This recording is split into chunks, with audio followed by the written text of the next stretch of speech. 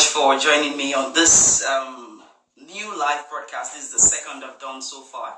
I hope people can join us in a few seconds and then we start. Remember, you cannot ask your questions. So today we are, okay, they're telling my followers that I am live and that they can join me. Okay, 2 persons have joined so far. Thank you so much, Mr. Napoleon Oluibo-Loki Okeme. Thank you so much for joining me. And we have an important discussion. So the doctor is live, is about to join me now. He's requesting. So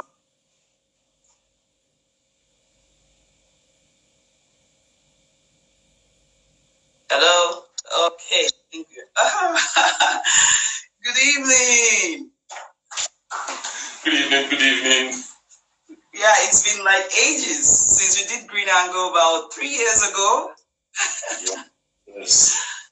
Okay, thank you so much for joining me. And a lot of people are joining in, and this is a very important conversation we must have in the face of the COVID pandemic. I keep saying COVID virus, which is coronavirus or COVID-19, where the world has no idea what to do. We don't know what to do about this virus. But I mean, there might be solutions or way to handle them, and that's why we have you here to help us bust the myths, answer the questions, and then direction. Can you hear me? Okay. So I'll start with asking you, how important is one's immune system in this fight or in the personal fight against the coronavirus?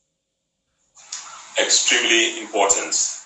In fact, this is the time when anyone who hasn't heard that term before must not only hear it, become aware of how it functions and what they must do. So, a few years ago, we had Ebola. Lassa has come and gone, and is around again. Now we have COVID-19. A colleague of mine said, next year it will be COVID-20. The immune system is really ground zero. When you consider that in the design of this entity, this human body, this geography birthday suit, we are given this system that has a design to protect us, to survey our environment and give us signals as to, okay, this is good, this is not good.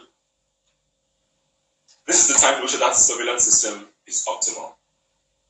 The immune system, as science is now finding out, has a lot of components that we are shocked to hear about. Science is now saying about 60 to 85% of your immune system actually lies in your gut. And there's trillions, tens, 20s, hundreds of trillions of bacteria, viruses, and fungi. All these microorganisms that make up the gut microbiome and all play a part in the immune system. Right now, those who are succumbing, unfortunately, the data says they have some underlying medical condition, be it diabetes, high blood pressure, long-standing lung disease. And we're seeing that those ailments are a reflection of the health of your immune system. So this period of time, we must wake up to our naturally God-given surveillance system called the immune system and its importance.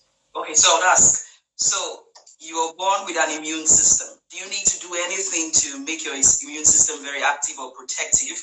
Or is it from pregnancy as a fetus? Does it start growing from then? Or do we, as we grow older, begin to take care of our immune system? How does this work? Okay. Yes, we are born with a system.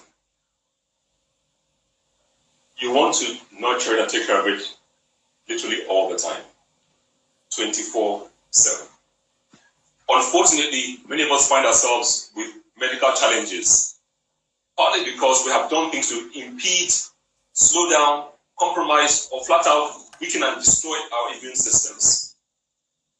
So when you have ailments, be it diabetes, high blood pressure, asthma, COPD, and other inflammatory or chronic degenerative diseases is now a signal that the immune system has been compromised for a while. We have done things to the body to put brake pads, or put a brake on the immune system. And so I tell my clients, I tell my friends, it's not about just boosting the immune system. It is first to reawaken the immune system, bring it back to its baseline default status. It's there from the word go. So it's possible. Absolutely. To reawaken it and optimize, yes, it is. And we definitely must do it and learn what we need to do so as to take the brakes off the immune system so it can fly the way it's designed to fly. Okay, so what are the habits that affect our immune system over the years? Is it what we've eaten, what we've done with our bodies? What are these things that might, make our immune systems not be optimal to help us when we need them? And what are the signs that maybe your immune system isn't functioning as it should? Okay, you asked about 3 questions. Let's take the first component. Okay. Things that we do nutritionally that weaken or compromise the immune system. The number 1 culprit is spelled S-U-G-A-R, sugar. Sugar. That's the number 1 culprit to your immune system. Number 2 is called milk, milk. Cow's milk, dairy products. And if you're here in, around the world also, a lot of the highly processed foods, whether it's processed white rice, processed flour, processed store-bought food, all those foods that are processed all damage or weaken your immune system. Either they are very acidic, which weakens your body in general, plus the immune system, or the chemicals used in their cultivation, ranging from the fertilizers to the pesticides and herbicides, also compromise the immune system. Some of the additives we put into the product after cultivation and harvesting also affect the immune system negatively. People may say, well, how is it connected? Truly, your immune system doesn't act alone. It is literally the roving part of your nervous system. They are very much interrelated. Your nervous system and your immune system. Most of our chemicals we use in agriculture today damage the nervous system of the target microorganism. Whether it's the fly, the flea, even the bacteria in the soil, damages them too. When we ingest that food, there's residue in the food. That also gradually, slowly compromises our immune system. And so that first question, in terms of what things we do nutritionally that damage us, our naturally given immune system. Number 2, what habits, what lifestyle things do we do that also compromise our immune system? For number 2, we have this love with denying ourselves adequate sleep because we are executives. Wake up at 4 o'clock, get to work at 7 o'clock, get home by midnight, eat my fufu at 1 a.m., go to bed and wake up at 4 o'clock, and head out to the office because I'm a banker, I'm an IT specialist. Hello. Sleep is so important to the entire body, plus your immune system. That is when the body goes through its rest, relaxation, rebuilding, rejuvenation, restoration. And if you fail over a period of time to give your body enough sleep, you weaken several systems, including the immune system. So that's one of the behaviors that weakens the immune system. It means a lot of people in Lagos have weakened immune system because you know how it is. In Lagos, we wake up very early and return very late for 4 or 5 hours, and we're up again. If you live in Lagos, the stress of traveling of road travel to work further adds to your immune deficits. Today, many of us are in sedentary positions. We sit all day in the office, in the studio. Your body is designed for motion, activity. Exercise to a certain point actually upgrades the immune system. Over-exercise is a negative stress on the immune system. So there's a win.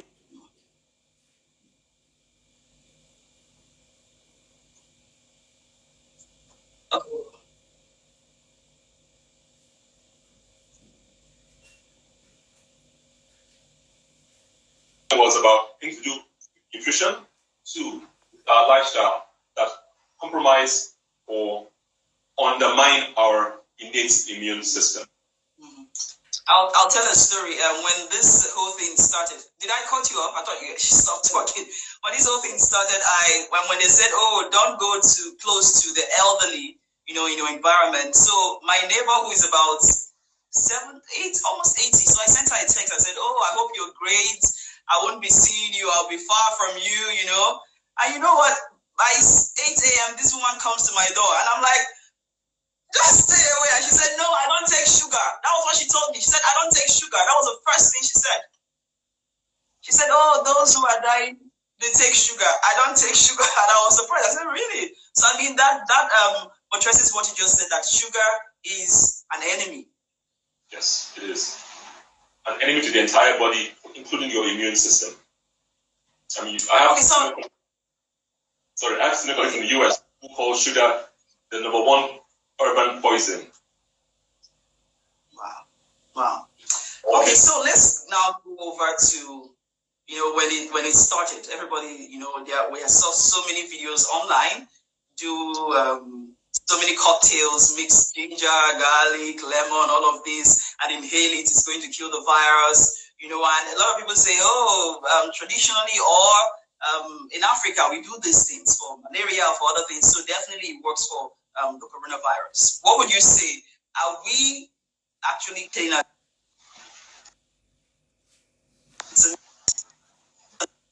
try to connect with him? We have okay, so go ahead. Let's look at it from about 3 perspectives. 1, the wisdom of our ancestors. 2, the scientific arena.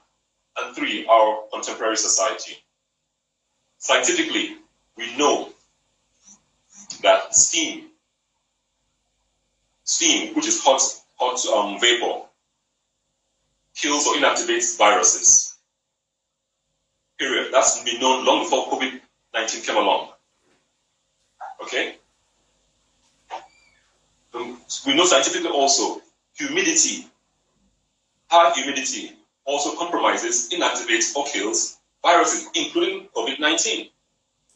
And contemporarily, there are studies that have been done. Recently that actually portrays and prove or update us to this knowledge.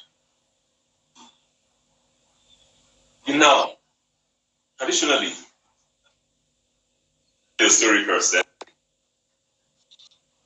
around age 8, I had really bad grandmother happened to arrive in Lagos.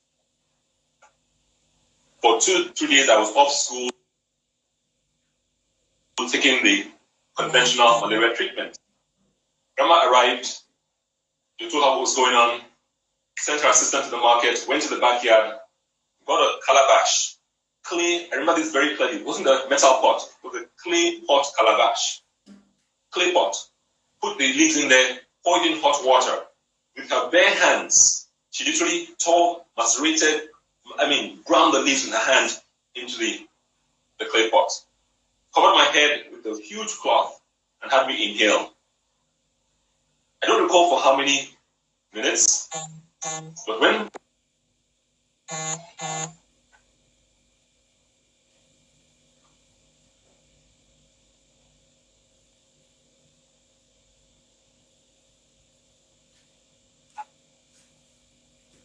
that drinking looked so nasty, I was not going to drink it. Grandmother quietly positioned a nice. Grandmother quietly positioned a cane next to me, and of course I drank that green potion. So right there, I was exposed to 2 things. Number 1, aromatherapy or steam inhalation. This one with native herb. Number 2, a green smoothie. I experienced green smoothie first from my grandmother at age 8. That night, they covered me with blankets. I did a lot of sweating. The next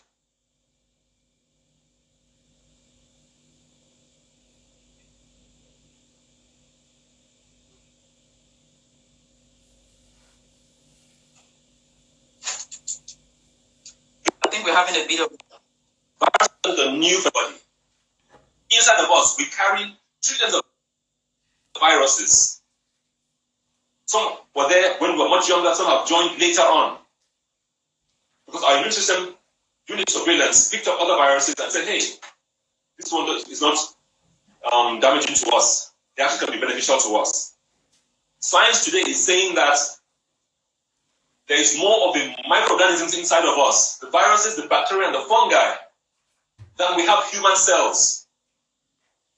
Let me repeat. Science today is saying that inside our human body, inside and on the human body, we have trillions of microorganisms, including viruses, bacteria the most, and fungi. That there's more of them than we have human cells. That truly the human is most of the parasite on these microorganisms. And if we kill them all off, we would die. We would cease to exist, because they are what really drive a lot of our engines, especially our immune system and our gastrointestinal system. How we absorb our nutrients, how we digest, how we do a lot of things in the body. Even help us to bring things for us to make some of our nutrients for us to absorb. So from those three perspectives, what science is saying today, historically from science and traditional, ancient, ancestral wisdom. So the art of steam inhalation, aromatherapy, as an approach to dealing with microorganisms in our airway, in our sinuses, in our throat, is nothing new. We've known about it, and science is now saying that thing not only kills those viruses it did last year and 10 years ago and 20 years ago, but it also compromises and knocks off COVID virus from our airway. Well, so you're saying people should go ahead. Virus from our airway. So are you encouraging people to go ahead and... the next question will probably be, what about those herbs? How do they play into... We have a bit of issues with the connection while we try to reconnect. Can you hear me? Okay. The line is cutting in and out. Hello, okay. I think it's better now. Oh, okay. Someone has... Right now. Hope it's not my... yeah, it's really buffering. Yeah, maybe someone at home is tapping the internet so badly. Okay, while we try to connect, someone specifically asked that you name the herbs and spices that you think are healthy or beneficial, that is good for the steam inhalation. And someone also asked, you said milk isn't good. Could you explain for the immune system? Can you hear me? Dr. Ijewere here. I'll try to reconnect with him. So many questions. How about bitter cola, tiger nut milk can be got from? Okay. Oh, okay. At Carib Health NG. Favored B said, how can I get rice milk and tiger nut milk? Do they sell it at the supermarket or stalls? I know you can make tiger nut milk yourself. I think you just need to blend your tiger nut and then be able to squeeze out the milk. We'll try to reconnect with him. Okay, Moses. Thank you so much, everyone who joined in. We try to reconnect. There are other alternatives to milk. Tiger nut oatmeal. Okay, your comments are coming in. I'm one of your fans. We miss you, Tuesday. I miss you too. Thank you so much for joining here. Please throw more light about how. Okay, I've mentioned that. I'll try to reconnect with Dr. Ijewere. So let me try. Ooh la la.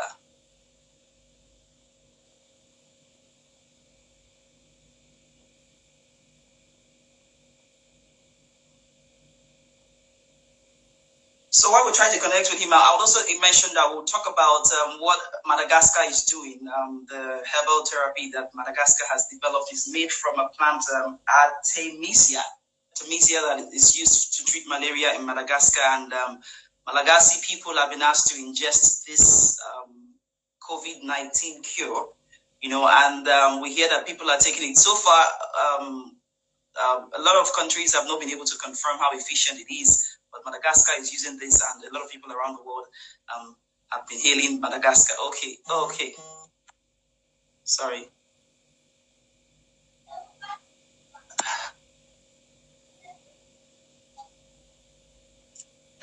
Hello?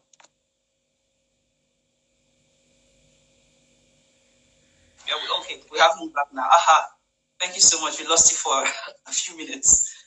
Okay, so we've been having lots of questions coming in. People specifically ask, could you talk about how milk is bad for the immune system? Yes. Yes. Cow's milk, dairy milk. Do you want me to explain that one?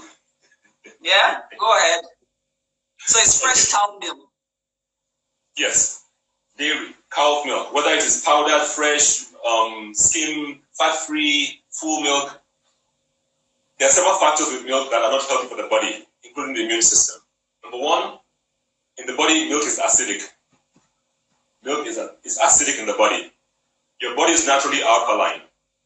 So anything acidic compromises or creates an environment that is not optimal for your body to function, including your immune system. That's number one. Number two, many of us today ingest milk that is full of what? Antibiotics. The cows are giving tons of antibiotics, all kinds of injections, steroid injections. And those chemicals end up in the milk. Those chemicals, when you ingest them, end up in your stomach and in your gut. And they damage your healthy, productive bacteria and other microorganisms. So cow's milk is poison for your healthy gut flora. Your healthy, use the term microbiome. Even for children. Even for children? For children, yes. There's no difference. As children develop their microbiome as they age, milk gradually damages it. Okay? Number three, a lot of milk has what you call inflammatory cells in it. Why? Because of the way the cow is reared to keep producing milk against its natural life cycle. It's artificially forced to continue to produce milk. And those things, chemicals that are used in the process, trigger heavy inflammation. So a lot of what you get in the milk are actually mucus cells, inflammatory mucus cells. Wow. The other angle with cow's milk, you probably know this one already, lactose. Many of us, sub-Saharan Africans, we lack an enzyme called lactase. Some of us may have it early, but within a few years or by teenage years, we lose it. Why? If you digest this cow's lactose, what we call lactose intolerance occurs. So people may have bowel problems, bloating, a lot of gas, flatulence, belching, and the subsequent effects of an irritant, which is what happens in the gut. Next is one of the major proteins in cow's milk is casein, C-A-S-E-I-N. Studies have shown casein is actually it literally switches on your cancer genes, which creates a challenge to your immune system. So about 6 points there, why cow's milk is one of the least things you want to put in your body. So people should go for tiger nut milk, coconut milk. What kind of milk? Quickly, when we talk about something else. All the plant-based milks, all the plant-based milk, tiger nut milk, coconut milk, almond milk. Even rather go soy milk. There's rice milk today. You name it, they're there. So I'll say quickly, go for plant-based milk. So you could do that research quickly, and that's it. The point is go for plant-based milk and don't take sugar or little sugar. Little sugar now, just little. As much as you can, reduce it. Okay, so go ahead. Go ahead. Okay, so that brings me to vitamin C. High doses of vitamin C can cure you or prevent coronavirus. And people have been taking 1,000 milligrams, 2,000 milligrams. How true is this? Okay. Again, if we look back historically, research was done way before you and I were born on the benefits of vitamin C, including viruses, of other respiratory and upper respiratory ailments. So this is not anything new. It's been there. And the original scientists actually got a Nobel Prize So vitamin C is not an issue as far as its benefit to the body in upgrading the immune system. Now, the question becomes, what is an appropriate dose? Yes, you can follow what the RDA is or listen to some of my more experienced nutritional colleagues. Some of them give 10 grams, 20 grams. And they will say, give as much as the body will tolerate until the body reacts with the diarrhea. Now, let's start modestly. 500 grams, 500 milligrams, 1,000 milligrams, 1 gram. Start modestly. The higher doses leave it in the hands of those who handle that in the clinical setting. Enjoy your vitamin C from the natural source first of all. Your citrus, in Nigeria we have moringa. There's vitamin C in such a wide range of fruits. Even our seasonal agbalumo has vitamin C in it. So we are blessed with vitamin C from so many sources that if you just eat plant-based foods, a lot of it will get a good dose. And then if you're ill, you take or you can take supplements as a preventive also, or when you have health challenges. So do you advise people who have right now shopped, cartons of vitamin C to start? They didn't take these vitamins before now, and now they have to hurriedly start taking vitamin C now. Is that a problem? Generally, it is not a problem. However, always start with your food source of vitamin C and then add the tablet or the capsule or the liquid as a supplement. If you have major health problems like diabetes, cancer, autoimmune challenges, let your doctor understand that whole complementary aspect of medicine handle the use of the higher doses of vitamin C. So I'll ask you now, when you have the symptoms of coronavirus, you've been told to isolate, stay at home, monitor your symptoms, and we know in Nigeria or some other countries where you might not easily have access to healthcare if something goes, skyrockets or goes badly. So for those who are at home isolating or they have these symptoms, what do you advise they do? Is it okay to make that advice here? What should they do? Government says stay at home, take care of yourself. What should they do?